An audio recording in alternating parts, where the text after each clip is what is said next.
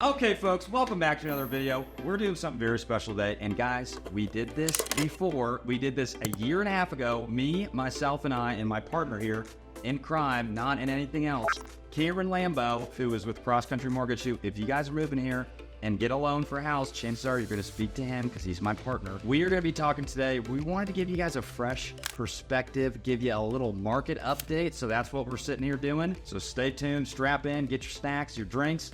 Let's do this thing. What we just want to generally do for you guys is give like an overview and an update first and foremost of what the market is doing.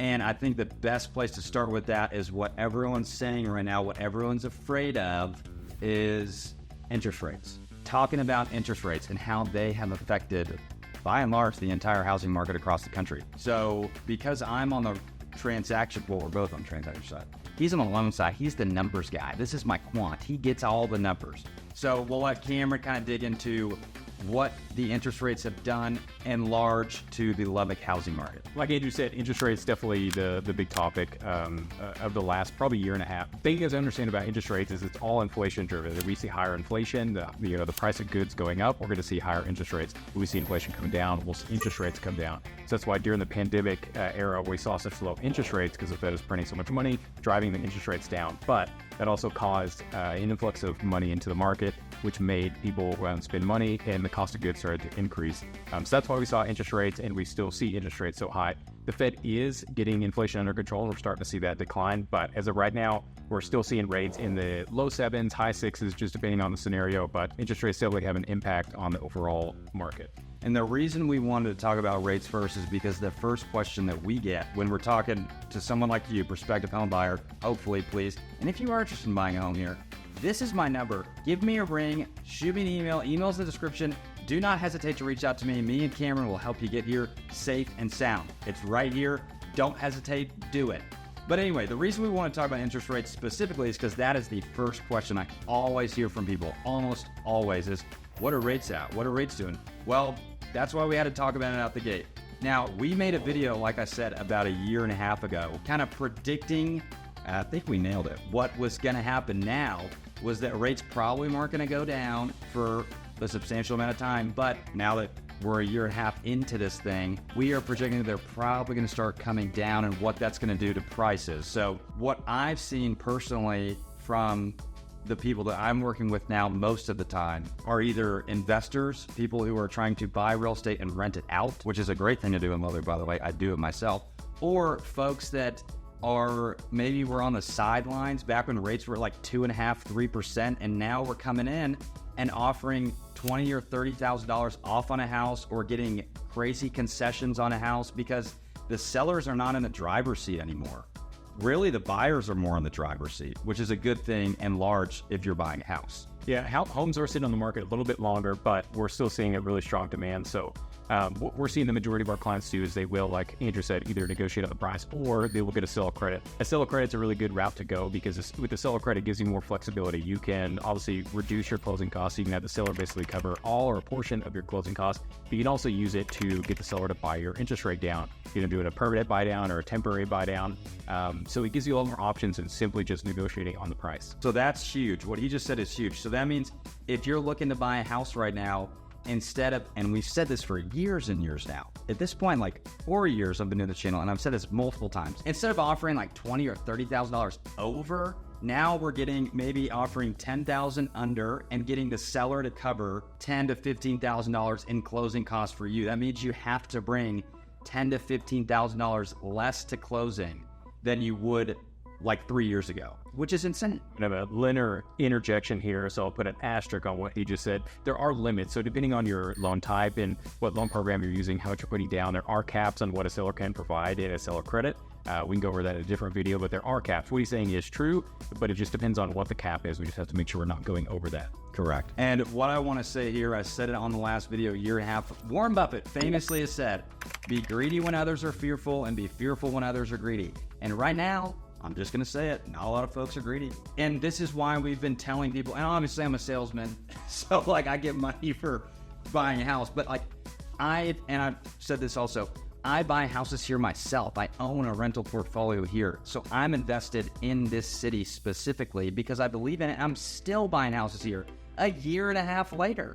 So I think it makes total sense for me to tell you and advocate for purchasing in this market. It's still a good time to do it, because would you rather buy something when rates are exceptionally low with a ton of competition, or buy when rates are a little bit higher, kind of ride out the storm, but get something way under what it's worth and no competition? We've already seen that play out. So during the pandemic, we had rates extremely low, which drove a ton of demand. So there was way too many people looking to buy a house. Everybody's looking to buy a house, and there was only so much supply that was out there for sale. So what it was doing is just driving up the cost of housing, but it was also making it super competitive. So people were offering $10,000, $20,000, $30,000 over asking, waiving contingencies, waiving appraisal contingencies, things like that are not very normal, and I don't advise people to do. Now it's completely different, where you can go in, get a seller credit, you can negotiate for the purchase price. Yeah, rates are higher, but what you can do is once you own the property, you can always refinance when rates do come down. No one has a crystal ball. No one really knows when rates will come down. But based on what the Fed's doing, what we talked about inflation, we should see that probably in the next 24, 36 months. Yep. That could be completely wrong, but this is what people much smarter than myself are predicting. Yeah. Obviously, with the higher interest rates, that has definitely pushed demand down a little bit, and we are still not building enough homes in Lubbock, so we're not quite keeping up with the demand. So there's a lot more inventory on the market. I'll let Andrew speak to that. What are you seeing this year versus what we saw in the previous years as far as like listings on the market? That is a great question. In June of 2023, there were 44% less houses on the market than there were in June of 2024. So 1 year fast forward, that's how the demand has really softened. So if you want to talk about opportunity, there's more stuff out there. There's less competition and more stuff. So now's a good time to get something, because hey, me and Cam are going to do another video in a year and a half, and we're going to say, man, you guys who were sitting on the sidelines, y'all probably should have bought during this time and gotten with a creative lender who could figure something out for you, get some more money in your pocket, because in a year and a half, rates come down. Maybe we can't do that, right? Well, and logically, you would think that with interest rates going up, that the price of housing would come down, but we have seen actually the opposite. Since there is still so much demand, what's driving a lot of this demand from more the economic dirty side is you have millennials that are one of the biggest generations of history. They're all reaching peak home buying age in that 28 to 33 age range. They're buying the first home, so there's just a ton of demand still coming into the market. In Lubbock specifically, you have the millennials, but you also have all the people trying to buy rental properties here from Tech or Lubbock Christian University, something like that, is driving just a ton of demand. We're not seeing home prices come down. So I think we should give the people what they want, because we're professional. I mean, he's more of a professional, but I dressed professionally today. So I think what we ought to do is give them our opinions on what we think is going to happen in the next year and a half, or like you said, 36 to 48 months. Yeah, 24. Okay. So I think that'd be important that we just give you our subjective opinion about what we think is going to be happening in the next year and a half, 2 years. That's a super hard question to ask, because we can look back at history. No one predicted COVID or anything like that to happen, but if we look back at history, even during the recession period, we didn't see home prices in Lubbock dip a lot. So that isn't really a concern for me. I don't anticipate home prices or the housing market crashing specifically in Lubbock. Maybe in some of these coastal regions, different story, but here in Lubbock, I just don't see it happening. And if I did, I wouldn't own so many rental properties here. I'm fully invested. The only place that I buy property is right here in Lubbock. Hell yeah. Me too. I mean, heaven yeah, bro. Yeah, I agree with that sentiment. Obviously, no one's got a crystal ball. Obviously, we can't see the future. But what we can do is plan off of prior data. And like you said, in the 2008 financial crisis, which was all around real estate, Lubbock plateaued. It didn't dip in value because it was already still very affordable to live here, which we keep telling you guys. It's very affordable to live here. You can buy a 4 to 5 year old house from $250,000 to $300,000, which is going to wallop the rest of the country. Wallop it. It's beating it hand over fist. That's something to consider. That's what we tell everyone. So that's why me personally, subjectively, I view now as an opportunity. This whole past 2 years has been an opportunity to make money, because while I've talked with investors who agree with my sentiment and home buyers alike who want to move in, and I've talked to investors who disagree with my sentiment, and I'm like, okay, I just believe that in the next year and a half, 2 years, rates are going to have to come down eventually, whether it's 3, 5 years or whatever. But Lubbock in and of itself is such a safe market to be in, barring some unforeseen natural disaster. And like Cameron said, COVID could happen, the dinosaurs could come back, a volcano could shoot out of the ground, anything could happen. But I'm banking on what I trust, what I've studied, the data that I know, and that's why I love Lubbock. And just like him, almost all of my investments are in this city specifically. And you can look at that as like, oh, that's just a sales pitch. It's like asking a barber if you need a haircut. But the reality is you can go back and look at this data. So if you're trying to figure out inflation, look up the CPI report that'll come out every month, or the PCE report. And you can see those over the past 12 months. That's been trending down. So that's the inflation report. That's what the Federal Reserve watches to see where inflation is heading. Their target is 2%. And when we do see interest rates come down, we saw it during the pandemic. What happened when interest rates come down? We have a ton of people flood the market, and there's not as many homes to buy, and people are bidding up houses again. So I fully anticipate that to happen. We have a ton of people that are still sitting on the sidelines waiting for the perfect time to buy the house. But the reality is everybody has that same plan. They're going to flood back into the market when we see interest rates come down and just drive up the cost of housing. So one more little thing we want to touch on just regarding the general state of the housing market here is that throughout this time post-COVID, when rates have gone up, Lubbock housing prices have not gone down. In fact, they've plateaued or gone up a little bit.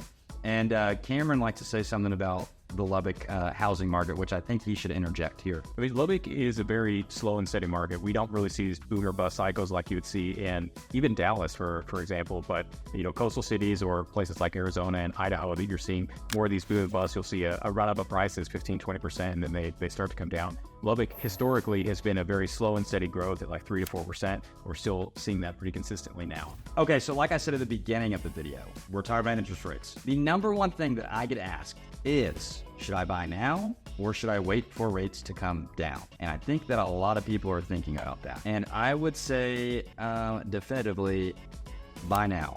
Do not wait for rates to come down and the competition to come back into the market. You don't want to wait for all these people. Let's say Michael Jordan's sitting on the sidelines and LeBron James on the other team sitting on the sidelines, and you're some 6'2" white 3-point shooter. Well, if they come in the game, you're probably not going to be getting as much playing time or shooting as many baskets as those two, right? That's the best way I can put that analogy, because as a white man myself, I did not play basketball in high school. I was on the team, but I didn't play. So that's the analogy that I would use for that as well. To quote Donald Trump, I have no idea what he just said, and I don't think that you do either. I think I would have a slightly different take on when you should buy a house. Should you wait for interest rates to come down, or should you buy now? I think it all comes back to your finances. When is the right time for you and your family? Like, can you afford it right now? Can you afford, and do you want to buy a house? Are you going to be here over the long term? That is the number one question to me. And let me preface that, because I don't want to sound super salesy, because for me, I'm answering that question as if that's already a given. Like, I don't ever want you to buy something that you can't afford. So I'm not saying just leverage yourself and buy something that you can't afford.